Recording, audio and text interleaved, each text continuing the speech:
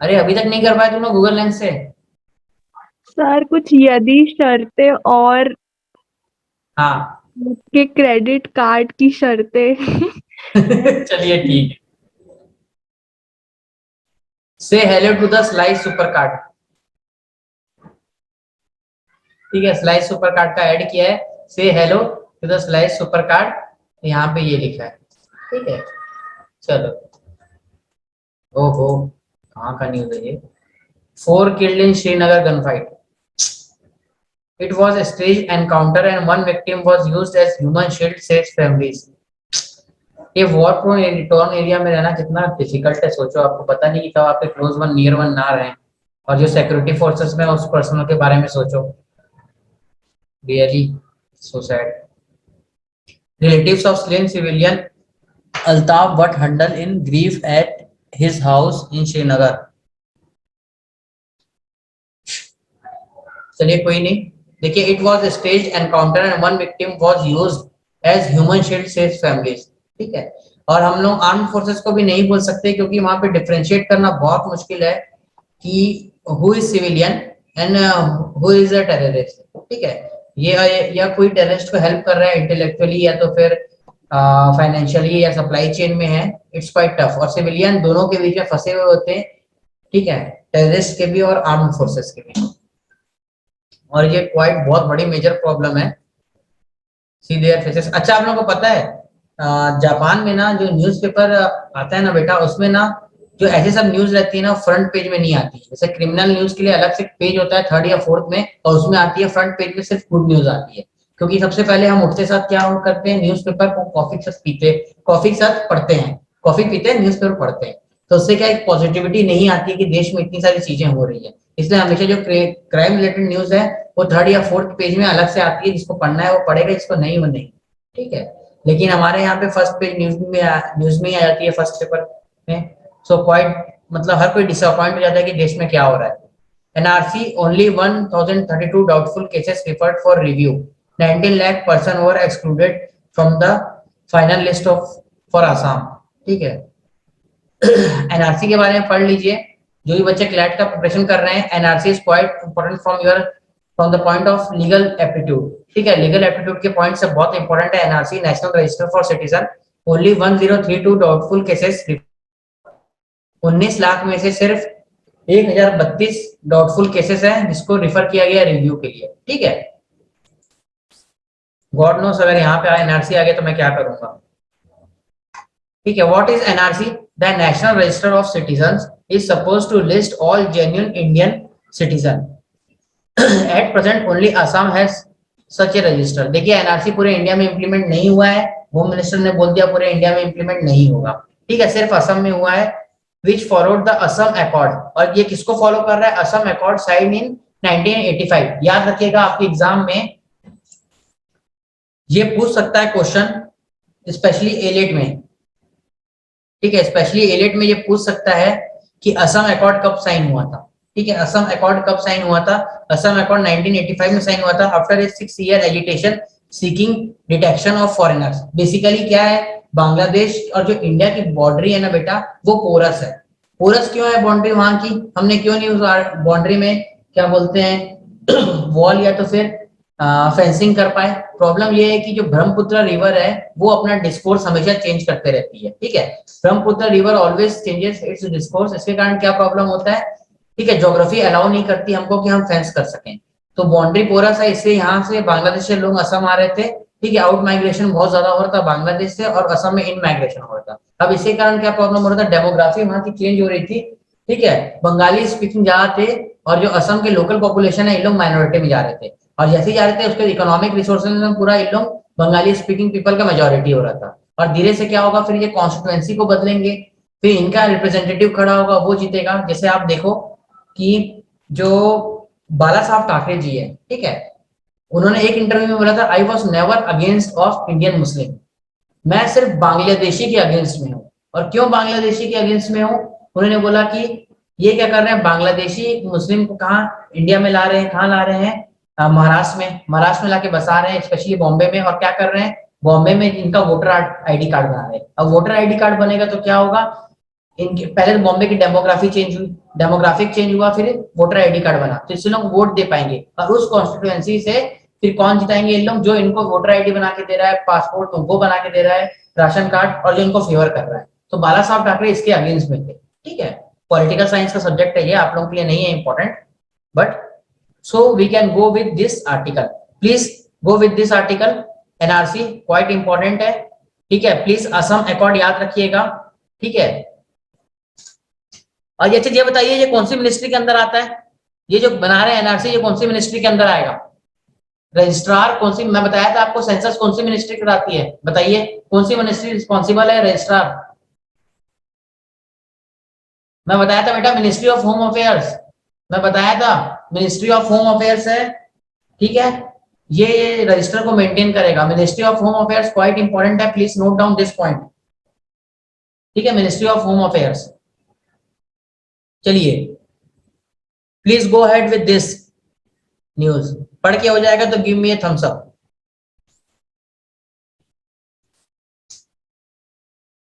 First 2 paragraph पढ़ना है, उसके आगे नहीं पढ़ना है। फर्स्ट 2 पैराग्राफ पढ़ना है बेटा, बस हो गया। बेटा पढ़ के हो गया फर्स्ट 3 पैराग्राफ? प्रसाद, अंश, रितिशा, विवेक, मुकेश, बताइए बेटा पढ़ के हुआ? Yes sir. चलिए, उसमें देखिए आपको एक पॉइंट दिख गया कि सिटीजनशिप जो है वो है यूनियन का सब्जेक्ट। ठीक है, 7 शेड्यूल की जो लिस्ट है उसमें यूनियन लिस्ट में मेंशन है सिटीजनशिप, पहला चीज। दूसरा चीज आप तुरंत याद आ गया आपको, पार्ट 2 जो है वो सिटीजनशिप से डील करता है। तुरंत आपको फिर याद आ गया आर्टिकल नंबर 11 बोलता है कि पार्लियामेंट कोई भी लॉ बना सकता है, ठीक है, सिटीजनशिप को देने या रोकने के लिए किसी का। ठीक है, उसके बाद और क्या दिख गया आपको? रजिस्ट्रार जनरल ऑफ इंडिया कौन सी मिनिस्ट्री के अंदर आता है? होम मिनिस्ट्री के अंदर। ये सारे फैक्ट है। कभी भी न्यूज़पेपर पढ़ते हो तो उसके बीच में जो हिडन कंटेंट है उसको निकालना सीखो। हिडन कंटेंट क्या है? जो मैंने आपको 4 फैक्ट बताया। ठीक है, ये इंपॉर्टेंट नहीं है कि 1032 केस को रिफर किया गया है। ठीक है, इंपॉर्टेंट क्या है? इंपॉर्टेंट ये है कि registrar general of India ministry of home affairs के अंदर आता है। ठीक है, ये सबसे इंपॉर्टेंट चीज है। आपको बोला census of India, ministry of home affairs, याद रखिएगा इसे। ठीक है, अब देखिए एक न्यूज आया है, सोशल सोशल न्यूज है।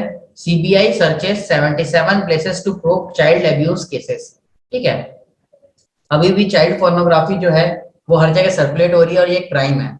चाइल्ड पोर्नोग्राफी रोका जा रहा है, लेकिन कई जगह अभी जो लॉकडाउन हुआ था तो उसके कारण पता चला, जब कोविड आया था, इम्पैक्ट ऑफ कोविड देखेंगे अगर अपन कि ये चिल्ड्रंस में क्या पड़ा, तो चाइल्ड पोर्नोग्राफी बहुत ज्यादा बढ़ी है इस टाइम पे। ठीक है, साइबर बुलिंग, साइबर स्टॉकिंग, ये क्राइम बढ़ा है। ठीक है, और use of digital space to exploit human. ठीक है, ह्यूमन ट्रैफिकिंग का भी बहुत ज्यादा केसेस आए हैं। ठीक है, तो ये जो सारे केसेस आए हैं उसी पे ये सर्च कर रही है अभी सीबीआई। ठीक है, अब देखिए यहाँ पे लिखा होगा कि in a major crackdown on online sexual abuse of minors and circulation. देखिएगा आप, बहुत सारे circulation of child pornography material.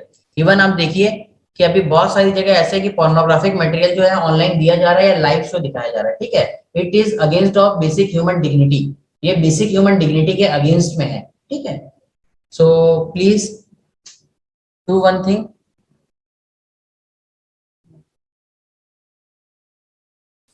ये पैराग्राफ पढ़िए, जिसको मैंने वाटरमार्क किया है उतनी चीजों को पढ़िए बेटा, बस हो गया।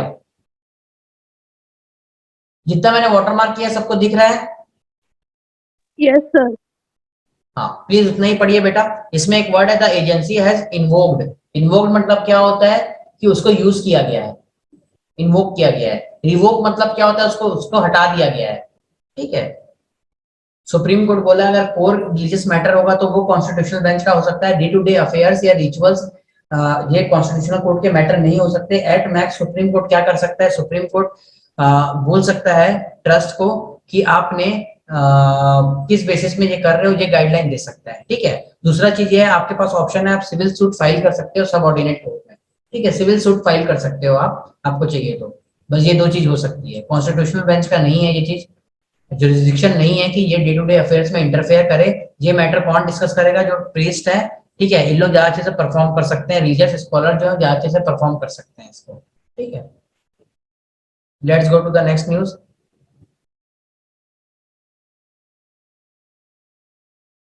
करतारपुर कॉरिडोर सबको पता है ना बेटा, क्या होता है करतारपुर कॉरिडोर? क्या है?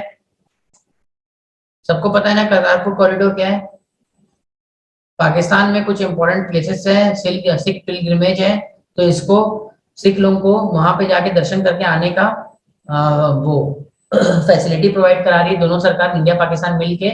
तो जो रास्ता है उसको बोल रहे हैं करतारपुर कॉरिडोर। ठीक है, चलिए।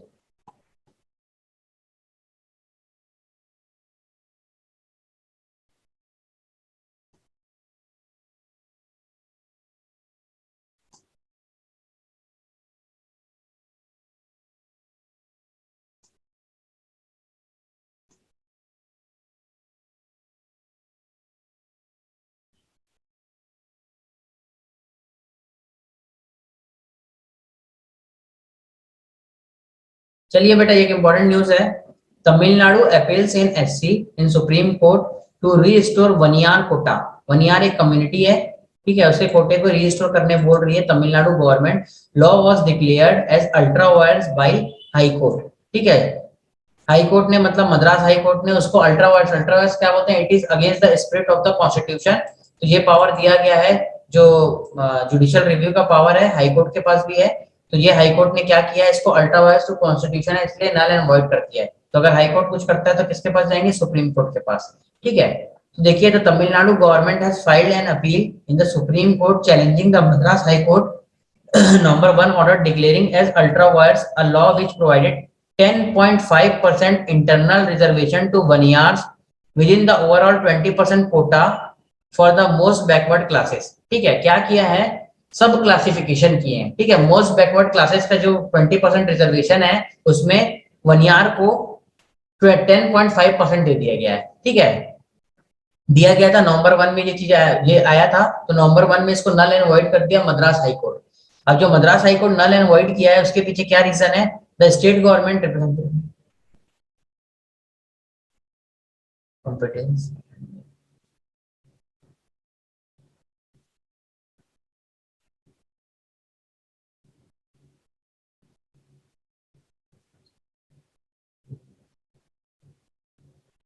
चलिए इसको पढ़िए बेटा। इवन यूपी में भी क्या किया जा रहा है, यूपी में भी सब कैटेगराइज कर रहे हैं ओबीसी को। ठीक है, ओबीसी के अंदर भी जो अति पिछड़ा वर्ग है, ठीक है, मोस्ट बैकवर्ड क्लासेस, उसको सब कैटेगराइज करके रिविजन दे रहे हैं, रिजर्वेशन देंगे। और ये आर्टिकल नंबर 16 के तहत दिया जाता है। ठीक है, जो इक्वालिटी ऑफ अपॉर्चुनिटी आप दे रहे हैं, आर्टिकल नंबर 15 बोलता है prohibition of discrimination and article number 16 बोलता है इक्वालिटी ऑफ अपॉर्चुनिटी प्रोवाइड करना है। और इक्वालिटी ऑफ अपॉर्चुनिटी प्रोवाइड करने के लिए जो वीकर सेक्शन ऑफ सोसाइटी है इसको हमने रिजर्वेशन दिया है। ठीक है, अब इसमें से एक सेक्शन वीकर सेक्शन है ओबीसी का, अदर बैकवर्ड क्लासेस। अब क्या हो रहा है, ओबीसी में भी बहुत सारी कास्ट आती है, तो एक हमने नया कैटेगराइज कर रहे हैं, ओबीसी में भी जो सबसे पिछड़े रहेंगे उनको रिजर्वेशन देंगे। ठीक है, तो ये चीज जो अति पिछड़ा वर्ग है, इसमें था मोस्ट बैकवर्ड क्लासेस, इसमें जो था ये बहुत पहले से था, इसके लिए 1957 से था। तो इसमें एक मनियार कम्युनिटी है, मनियार कम्युनिटी को 10.5% का रिजर्वेशन दे दिए थे। ठीक है, तो इसको अल्ट्रा वायर्स टू कॉन्स्टिट्यूशन किसने बोला है,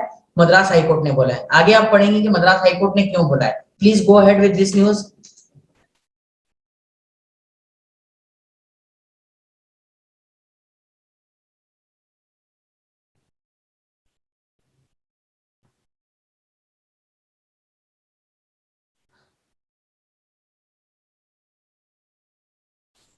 बेटा ये बहुत अच्छा आर्टिकल है, इसमें बहुत सारा चीज आप सीखोगे with respect to the Indian constitution and British के टाइम में जो क्रिमिनल ट्राइब्स लॉ आया था।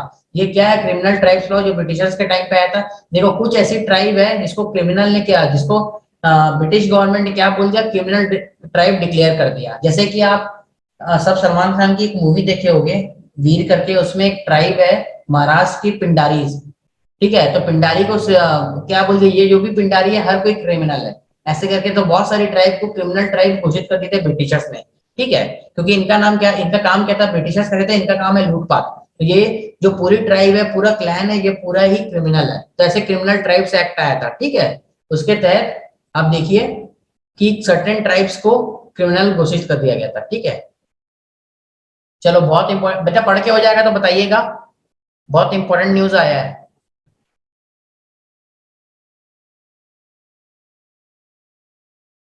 Please give me a thumbs up अगर पढ़ के होता है तो।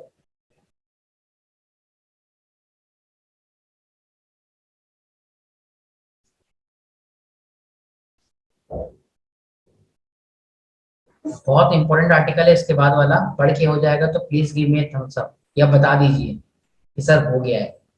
प्रसाद, Mukesh, Harshita, Ritisha.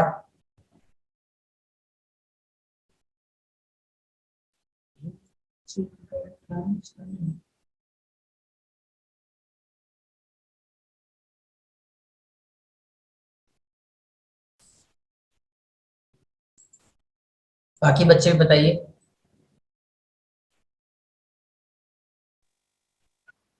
Sir done. Okay, thank you बेटा। देखो, एक आपका सब्जेक्ट है आर्ट्स, आर्किटेक्चर एंड कल्चर। ठीक है, उसमें आर्ट्स में परफॉर्मिंग आर्ट्स एक सब्जेक्ट होता है। परफॉर्मिंग आर्ट्स में क्या होता है, कोई डांस फॉर्म। ठीक है, ये हो गया। या तो क्या है, किसी प्रकार का वीविंग टेक्निक। ठीक है, तो एक इक्कत साड़ी है। ठीक है, जनरली ये पूछता है इक्कत इक्कत साड़ी। ठीक है, इक्कत वीविंग जो टेक्निक है ना, इक्कत वीविंग टेक्निक, ठीक है, ये बहुत फेमस है। आप आर्ट्स एंड कल्चर में पढ़ोगे इसको। ठीक है, तो ये कहाँ, कौन से एरिया में फेमस है, पोचमपल्ली में। ठीक है, पोचमपल्ली में, जैसे आप सुने होंगे कांचीपुरम साड़ी। ठीक है, लखनऊ का चिकन, क्या तो बोलते हैं उसको, टर्म बोल रहा हूँ मैं, लड़की लोगों को पता होगा, चिकन प्रिंट कुछ तो बोलते हैं। ठीक है, लखनऊ का बहुत फेमस है। वैसे ही इक्कत हैंडलूम बहुत फेमस है वीविंग टेक्निक। ठीक है, इक्कत वीविंग टेक्निक, जैसे जम्मू एंड कश्मीर में भी बहुत सारे हैंडलूम इंडस्ट्री है। तो ये कहाँ पर है, पोचमपल्ली में फेमस है। ठीक है, बहुत ज्यादा। तो याद रखिए इक्कत, इक्कत कहीं पूछेगा बेटा प्लीज टिक करके आइएगा, पोचमपल्ली फेमस है इक्कत के लिए। ऐसे सब क्वेश्चन पूछते हैं, जैसे जीआई टैग वाले क्वेश्चन पूछते हैं ना, वैसे परफॉर्मिंग आर्ट्स के ये सबसे इंपॉर्टेंट क्वेश्चन है। आपको इसमें नहीं मिलेगा, लेकिन मैं गारंटी दे रहा हूँ, ये सिविल सर्विस होता है उसमें डेफिनेटली पूछते हैं उन लोग ये क्वेश्चन। ठीक है, सिविल हो गया, इंडियन इंजीनियरिंग सर्विसेज हो गया, या कंबाइंड मेडिकल सर्विस हो गया, उसमें जीएस के इसमें पूछते हैं ये क्वेश्चन। ठीक है, जो भी यूपीएससी एग्जाम लेते हैं ना, इवन सीडीएस में भी पूछ सकता है, सीडीएस, एनडीए, सीएपीएफ। ठीक है, तो आर्ट्स एंड आर्किटेक्चर का इंपॉर्टेंट क्वेश्चन है इक्कत। ठीक है, जो इक्कत है इसको पहले भी मैंने पढ़ा है, अभी न्यूज में आ गया तो और अच्छी बात है। ठीक है, वीव करने का तरीका, ये पोचमपल्ली एरिया में बहुत फेमस है इक्कत। ठीक है, अब देखिए क्या हुआ, पोचमपल्ली विलेज इन तेलंगाना। आपसे यही पूछ सकता है पोचमपल्ली विलेज कहां पर है, ये क्वेश्चन भी बन सकता है। ठीक है, is said to be named as one of the best tourism village by the United Nation World Tourism Organization। ठीक है, united nation world tourism organization किसको बोल रहा है, पोचमपल्ली विलेज को, इक्कत हैंडलूम के लिए। ठीक है, क्या बोल रहा है, one of the best tourism village. On behalf of people of Pochampalli in particular and Telangana, I am grateful that the award has been bestowed on the village। ठीक है, कल्चर मिनिस्टर बोल रहे हैं, उनका स्टेटमेंट है, India had nominated two other villages in the same category, Kongthong in Meghalaya and Laadpura Khas in Madhya Pradesh. ठीक है, please इसका याद रखिएगा, कॉपी में लिख लो। करंट अफेयर्स ऐसे ही पढ़ा जाता है, कभी आप बुक लेके पढ़ोगे जीवन में याद रखना मुश्किल है। मैं ऐसे नहीं बोलूंगा नहीं होता, लेकिन मुश्किल है। ठीक है, Kongthong in Meghalaya and Laadpura Khas in Madhya Pradesh, Pochampally about, चलो इसका लोकेशन बताया है, इक्कत वीव्स एंड टेक्सटाइल। देखिए मैं इसी की बात कर रहा हूँ, बहुत इंपॉर्टेंट है, हर कल्चर की बुक में ये इक्कत वीविंग टेक्निक के बारे में बताया है। सर क्या है ये इक्कत भी? एक वीविंग टेक्निक है बेटा, कपड़े को ना वीव करने का, वीव मतलब बुनने का टेक्निक है वीविंग, इक्कत। मतलब जैसे कि आप देखिए कि कपड़े में प्रिंट होता है अलग अलग, हम लोग मशीन प्रिंट के पहनते हैं, लेकिन हैंडलूम क्या होता है, हाथ से खुद लोग कपड़े को वीव करते हैं, मतलब बनाते हैं, बुनते हैं हाथ से। जैसे मम्मी लोग, दादी लोग ना स्वेटर बुनते थे ना। ठीक है, तो वैसे ही आज हम लोग मशीन के बनाए हुए कपड़े पहनते हैं, लेकिन उसके पहले क्या था, हैंडलूम्स, मतलब हाथ से बनाया हुआ जो, ठीक है, हाथ से बनाया हुआ कपड़े थे। तो जो साड़ी वाड़ी है ना, जो जो भी कपड़े बना रहे हैं, तो इक्कत एक टेक्निक है उसको बुनने की। ठीक है, उसको बुनने की, उसको बनाने की, उसको वीव करने की एक टेक्निक है इक्कत। क्लियर हुआ बेटा? Yes sir. देखो इससे टेक्सचर थोड़ा अलग आता है कपड़े का। ठीक है, जैसे बोलते हैं ना कि ये कांचीपुरम साड़ी है, या तो फिर जैसे दरी, चटाई, ये सब अलग तरीके से बुना जाता है। ठीक है, अलग अलग दरी, देखो कारपेट जो घर में बिछता है वो अलग तरीके से बिछा जाता है, जो मम्मी लोग दरी बनाते थे वो अलग तरीके से, नानी दादी लोग। ठीक है, तो वैसे ही एक टेक्निक है वीव करने की, इक्कत, जो बहुत फेमस है तेलंगाना के पोचमपल्ली एरिया से। ठीक है, इसको जीआई टैग भी शायद देंगे, दे दिए हैं, देने वाले हैं, पता नहीं, ऐसी कुछ है। ठीक है,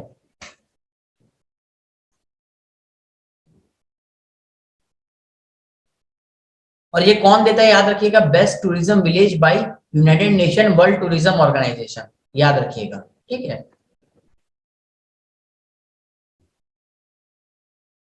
the tourism village is a global initiative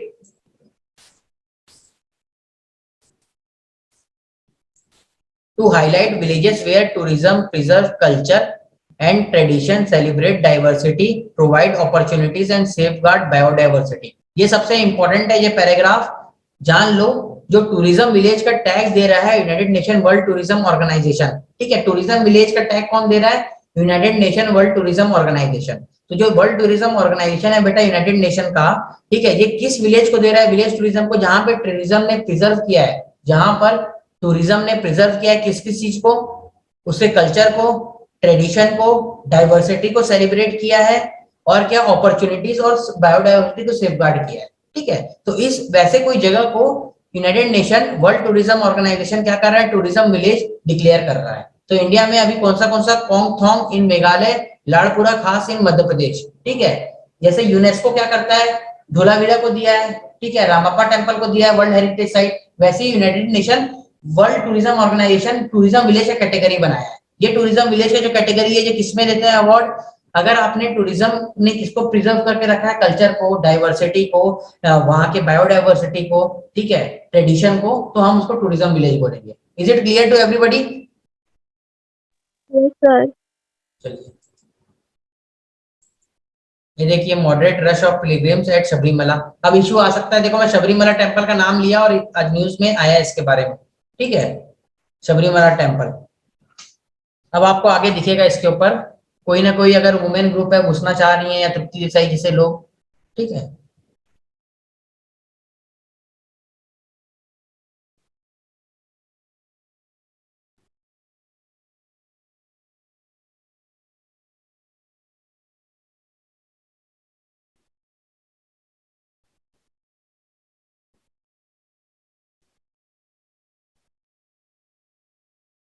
चलिए, जनजाति गौरव दिवस जो हम बना रहे हैं बहुत अच्छा है।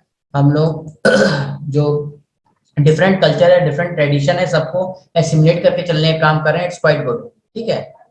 Amber on economy, policy maker must focus on inflation as high prices will put at risk the revival of demand, ठीक है। देखिए, आज बहुत सारा हमने इंपॉर्टेंट न्यूज पढ़ा है। पहले पोचमपल्ली, उसके बारे में, इक्कत पोचमपल्ली साड़ी, इसमें इक्कत तरीके से वीव करते हैं, है ना, इक्कत वीव यूज करते हैं, उसके बारे में वो इंपॉर्टेंट था।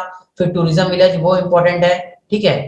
उसके बाद अगर हम ऊपर जाएंगे, ठीक है, और हमको इंपॉर्टेंट न्यूज मिली वनियार कम्युनिटी, जिसमें आर्टिकल नंबर 16 के बारे में बताया है, वो इंपॉर्टेंट है। और ऊपर गए हमने, तो हमने और क्या न्यूज पढ़ा? एक इंपॉर्टेंट न्यूज और पढ़ा था हमने, let me check that news.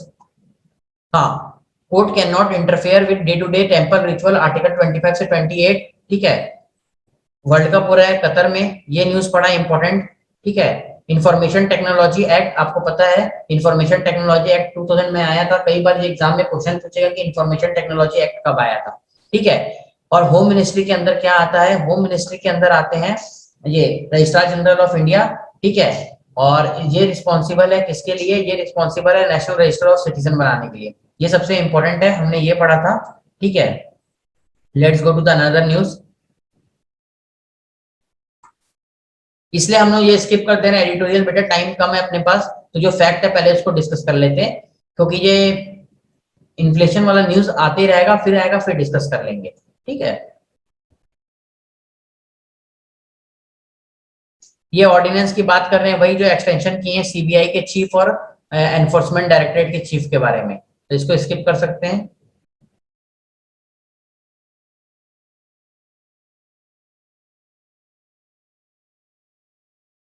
देखिए, ये कैग के बारे में बात कर रहे हैं, मैंने आपको बताया controller and auditor general of India, ये आर्टिकल नंबर 148 में मेंशन्ड है।